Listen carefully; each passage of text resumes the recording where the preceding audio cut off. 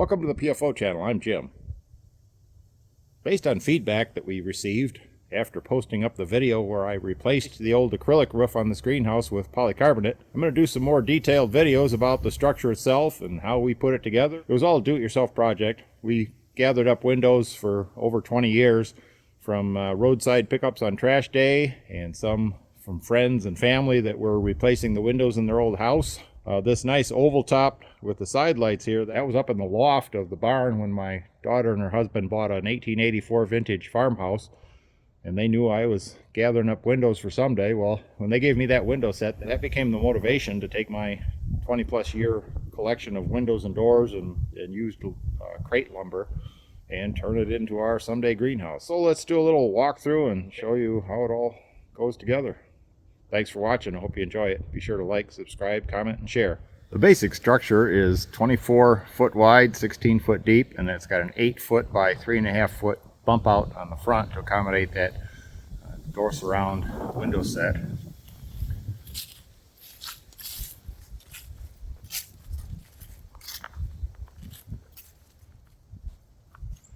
This is the east end, showing a better view of the 16 foot depth and the 3.5 foot on that bump out at the front there.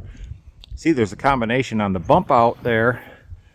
That's an old storm window, and these other ones are from when our daughter and her husband replaced the windows, the old windows on one of their houses, and we got the Salvage, the pickup. I really liked. We had just enough of these little triple pane uppers and the single pane lowers to put together this, where we've got 3 of those sets on each side of the front door, and then 2 sets on each end, so it all matches.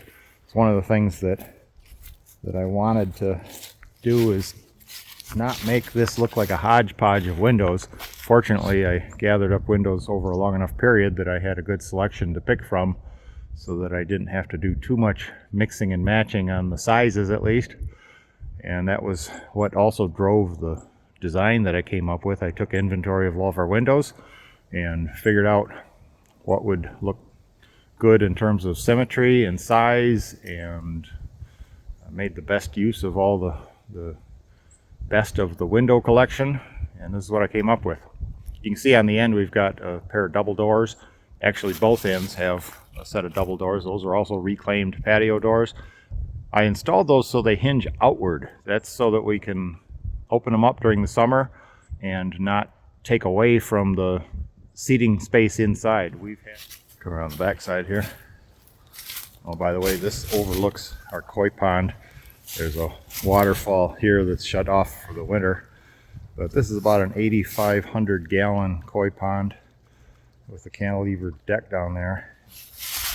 But that looks pretty cool, looking out the windows in the greenhouse and seeing that in the summertime. On the back side here, you can see that we've got 3 windows here. Those all are hinged at the top, and they'll open up. In fact, the entire bottom, well, not quite. These ones down here don't open, but the bottom on this and these and the rest of the bottom windows around are all hinged, and they can set open at the bottom so that we can get good ventilation. I have one section here that doesn't have any windows in it. I needed that for the area around the sink.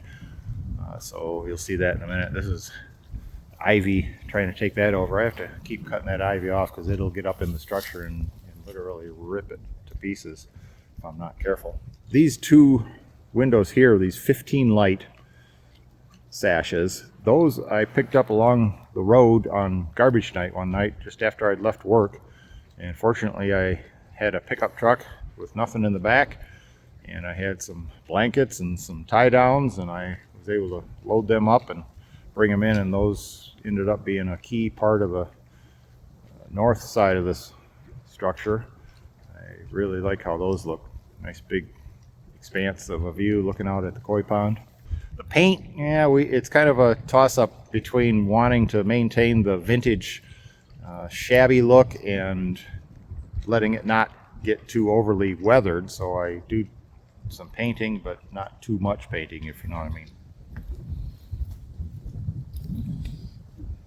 Kind of hard to get far enough away to get a good view. This is the west end that faces our house. You can see the side of the house here. We've got a little patio area. We make pretty good use of this as well. Overflow from the greenhouse. Sometimes we bring the tables out here and eat outside if it's too hot. One of the things about this is that it's really good in the shoulder seasons, the spring and the fall, like Easter dinners, Thanksgiving dinners. But the windows of opportunity are pretty narrow in the summertime because it heats up fast in there. And we don't have any forced ventilation. We have a roof vent that's on a thermostatically controlled hinge. And then, like I say, these lower tier of windows are hinged along their top edge, and they pop out at the bottom to give ventilation. But we don't have any forced air. We put some fans out there sometimes to keep it moving, but still it heats up pretty quick in the summertime. These gable ends, you notice that these are glass. Those are some of the long storm windows, similar to the storm windows that I used in this bump out.